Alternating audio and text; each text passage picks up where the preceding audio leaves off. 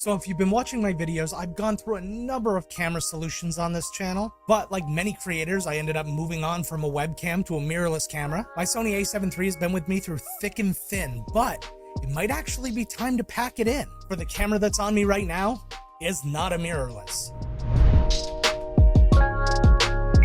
Hey everybody, welcome to the channel. I am Joe and today we are talking about the Elgato Facecam 4K. In the box you have the Elgato Facecam 4K and you can see that this one is a chunky boy. It comes with a monitor mount that's not built onto the camera and you get a 6-foot high-speed USB-C to USB-C cable. And documentation, blah blah blah. Now about the camera itself, it's a very light build. Doesn't feel very densely packed at all. Part of that is due to the fact that there's no microphone built onto Elgato webcams. A decision I still think is an excellent one because again, if you're creating content or you're doing anything, you don't use the microphone on your webcam. Even people on Zoom calls and stuff like that are using headsets for the most part. On the front, just to the right here, you have an LED indicator that lets you know when you're connected to the computer and when it's streaming. The lens is a little more sizable with a ring that comes out a little bit more where the glass is. But when you look really close, you'll see you can actually fit 49mm lens filters on this camera. So if you have any ND filters, diffusion filters, things like that, you can actually screw them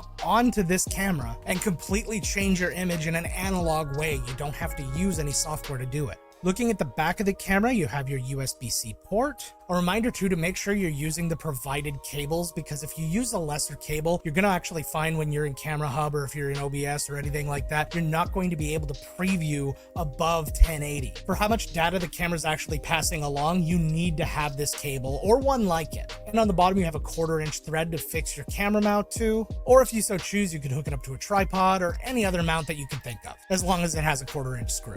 Okay, so let's talk specs. The Elgato Facecam 4K has a 1/1.8-inch Sony Starvis 2 CMOS sensor. That's the big upgrade. And it's using an Elgato Prime lens. It's going to have an f4.0 aperture with a 90-degree field of view and 21mm focal length. It's capable of HDR, but only at 30 frames per second. That doesn't matter what resolution. So it could be 4K, 1440p, 1080, all 30 frames per second. Now what you're looking at right here is not the result of the camera out of the box. In fact, this is. Now you can see some of the obvious things. Obviously there's no depth of field. Everything is in focus behind me now. Oh, what's that? My YouTube channel? Oh, you should subscribe to that. And obviously the color correction that I had in place was taken away, but all of that could be fixed by going into Elgato's Camera Hub.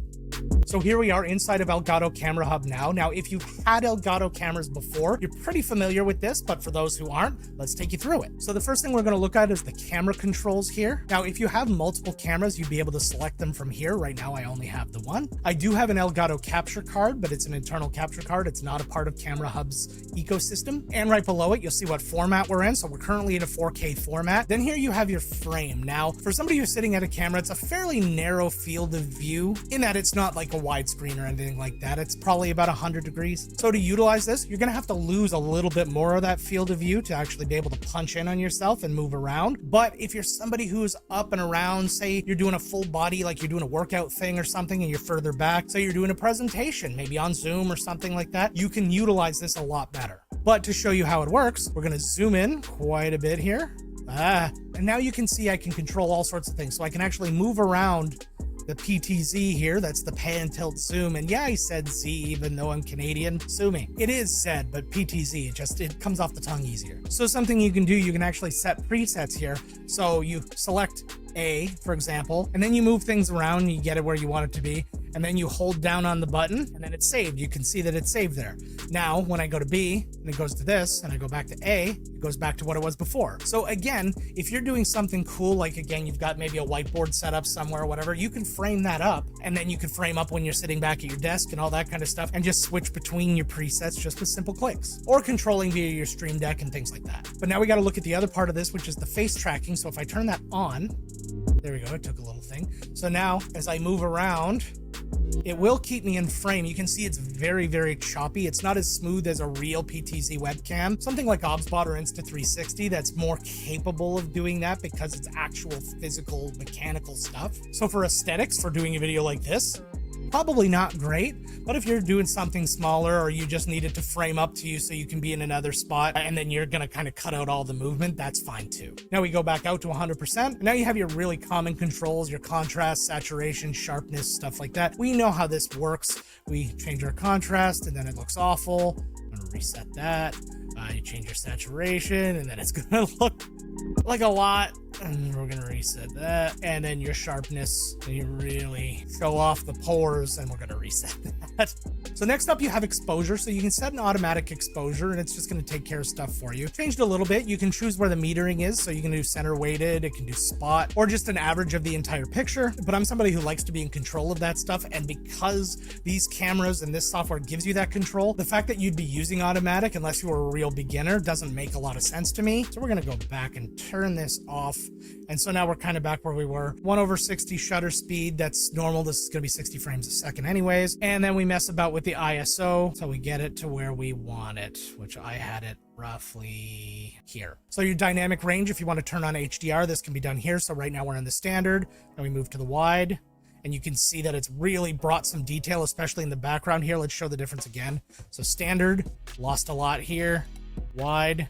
So this is your high dynamic range. I would argue this is actually the best HDR of any of the webcams I've seen. More often than not, when I turn it on, I'm kind of like, ugh, like it adds noise. It brightens things in a way that just is unnatural, but this actually looks good to me. Okay, now your white balance, so you can do your automatic white balance, and you can see this gives me a lot of jaundice this way, and I'm not a big fan. So we're gonna turn it back off, and now this just looks a little bit closer to what my actual skin tone is. Then here you've got processing from noise reduction. So if you have flickering or anything like that in the background, you can turn this on and then change how much it's actually doing it, and you can set it to 50 or 60 hertz. And now we're going to pop over to the effects section. Now, a lot of the effects are actually driven by NVIDIA broadcast, so you need to have an RTX GPU in your PC for it to work. If you don't, these will just be grayed out and you won't be able to select anything. The LUTs do work though. I turned it off and this stuff got grayed out, but the LUT was still in place when I was disconnected from my GPU. So from here, you have your AI background, so you can do a lot of stuff with this. I think the most common is going to be blur. You're going to create that bokeh for you, so it looks a little bit more like a DSLR or mirrorless. And from here, you control the blur strength. So right now, it's a really light, because that's all I really want it to be. You could go crazy with this to the point where this looks incredibly artificial and pointless, and you wouldn't really want that. But if you're trying to also hide, so say for example, again, you're in a Zoom meeting or something, and you don't want to be showing off the background for whatever reason, then this is the way you're going to go ahead and do that. I like to set it just the teeniest little bit. Like even this is still a little bit more powerful than I would want it to be, but it's decent. And from here, you have a number of other backgrounds too.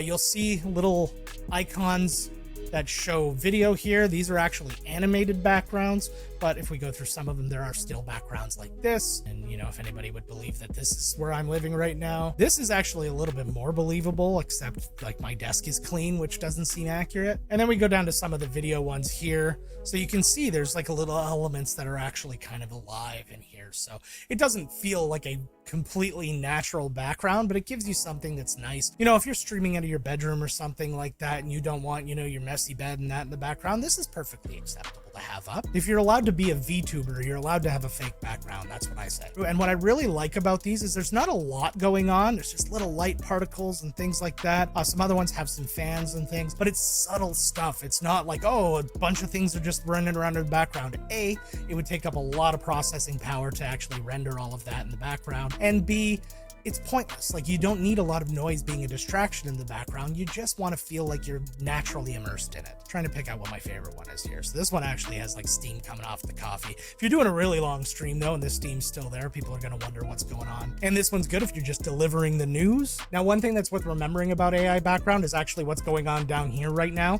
You can see that a lot of things are just being kind of removed because it's not being perceived as part of the foreground. So as I move, you can see it's removing the mic, right? And then you can see it's removing my hand when we're doing things like that. So you have to be mindful of what your setup is like if you want to use that, or if you even care. You might not care that that's happening. You might care more if it's happening on the side of your head or something. Something also worth noting, that if you are using these AI backgrounds, or if you're using the AR effects down below, you are going to lose your ability to preview at 4K, which means you won't be able to use this as a virtual camera on OBS at 4K. It'll have to be at 1080p. And the reason for that is it's just the preview just can't handle that amount of processing. If you want to use that, you can turn all of this off. You can just use the 4K camera on OBS, and then you can add NVIDIA broadcast filters directly on OBS. I I do find that the performance at 4K is less than that at 1080. So like the edges around me start to fade away really fast. I noticed I was moving my head and portions of my head was disappearing at 4K. So I would rather, if I'm going to use this stuff, I'm going to work within the 1080p solution for now,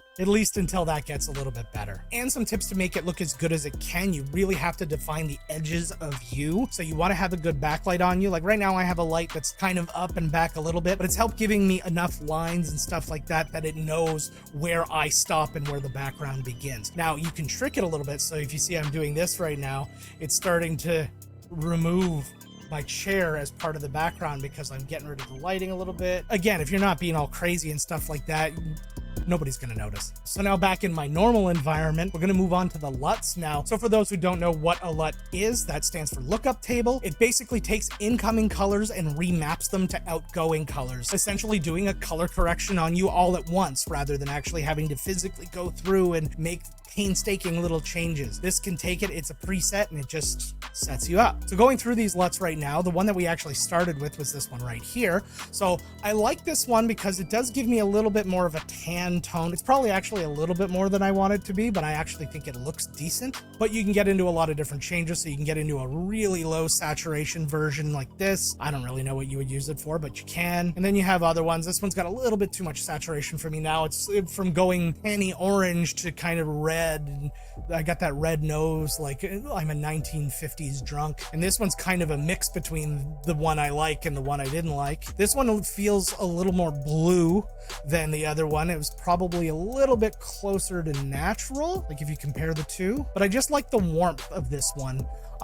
But you're not stuck with the presets that are actually on here. You can actually add more. So either place here, you can click add and it can bring up locations on your computer where you actually have LUTs already pre-saved. Or if you click the drop down, you have a bunch of options. So you have pre-installed backgrounds, marketplace, downloads. So now we're here in the Elgato marketplace and you can actually get LUTs and backgrounds here, some free, some paid, but also by a lot of, famous people. Hey, there's Harris Heller there. And you can see a lot of different things. So you can see, for example, I'm going to, look at this guy, for example, and it just gives you a little idea of what the LUT is going to look like. Or if we go into backgrounds, you get an idea of what the background looks like, and you can even play a little version of it. That seems like a particularly crazy one to me, but, that's that. And then from here, you can purchase them. Again, some of them are pay, some of them are free, as I said, and then they will appear in here, or if you are like up here, you might have multiple pages and you can page over and find the ones that you wanted. You can also delete any of the ones from here. So if you're like, I'm never going to use the one that says NVIDIA broadcast in the background, you can just go ahead and click on the X and get rid of it. So then you can just have your favorites here. Now, when it comes to the LUTs too, there's an intensity here. So that's something I can actually play with. So that's probably what I should have done in the first place with this one. So you can go really, really warm, or you can go too cool. So I'm going to just bring it to, we'll leave it here for now. I think that's fine. I'm going to put the blur back. Now you have the last thing here, and this is a cool tool that they've come up with. It's still not perfected, but it's pretty good, and that's the AR eye contact. So when I click on this, I am now actually looking at my screen that is below the camera. So I'm not looking here, I'm actually looking down here. And how that is working is it's basically made a copy of my eyes who look at you, and they look like my eyes. Now, to give you a little idea of what's actually happening here, if I slowly do that, so it recognizes when it's well lit and all that I'm not looking at the physical camera, and it lets me make eye contact with my audience in case I'm having to read information below. It's basically like using a teleprompter, right? Except the prompter's below. So you can actually see it will flash every now and again. See, it goes down and then right back up. That's because it's switching between my fake eyes and my real eyes. And the only other control that's up here is you can actually hit the mirror or the flip. Now, you wouldn't use those in any normal scenario the way I've got it mounted now, but if you're in a situation where you maybe have to mount the camera upside down, then you can do that. Now let's actually talk about the pricing. I don't know. They haven't told me. Stop. I do know. Editor Joe here. I got the press release information. The Elgato Facecam 4K is going to be $199.99 US. That's a full $100 less than the Facecam Pro. Now, they virtually have the exact same specs, with the exception that the 4K has the upgraded Starvis 2 sensor, not to mention being able to attach the lens filters and things like that. The only spec that's actually less than the Facecam Pro is the aperture. This is at f4.0, and the Facecam Pro is f2.0. Now, I mean, we're not going to be doing a whole lot of super low light stuff here. If you're broadcasting, you've probably got lights on you, and it doesn't take a whole heck of a lot to make yourself look reasonably decent, especially with all the settings you can do. So I would say that the aperture isn't really much of a problem. So you have a very upgraded camera for $100 less than the previous version. Now, if you have Elgato prompter, they will be shipping the prompter with the new faceplate for this camera as soon as it comes out. They'll also be able to, if you already have the prompter, you'll be able to buy a faceplate for it separately. And I've even seen a 3D printer link to be able to print one yourself. So the Facecam 4K is going to be coming in completely compatible with all the other Elgato gear. And they mentioned they're actually going to be compatible with the Nintendo Switch 2 if you're so inclined. Anyways, back to other me. But I am being honest that I am replacing my Sony a7 III with this camera. Now, not in every situation. This is going to be my desk setup camera from now on. But what that does is it frees up the a7 III for me to move around the house a little bit more, set up in different places so that I can actually sit and talk with you. It's currently my desk setup, and it's such a pain to actually get it taken all down and moved elsewhere, and that's why people who are like, successful at this actually have multiple cameras. So now this is my multiple cameras. I'm going to use this. I'm very happy with it. And then the other one is going to be my main everywhere else. So stay tuned, because you might actually see me, I don't know, like sitting on that couch back there. Content. But what do you think about the Elgato Facecam 4K? Let me know down in the comments. Is there a webcam that you like more that I haven't tested yet, or one that I have tested that you think I look better at? Let me know. Let's start the conversation down there. Somewhere else we can start the conversation is on my Discord. You can check the links down below for that, and then we can have a polite, Discord about what your favorite camera is. While you're looking at links and doing all those things, make sure to hit the like and subscribe button, hit the notification bell so you know when I have new videos coming out. I know it's been a little while since I posted, but hey, we're gonna hit the ground running. I promise. We have a lot of big products coming up that I'm reviewing. But that's gonna be it for this one, friends, and I've only got one thing to say, and I've really missed saying it. Let's get to work.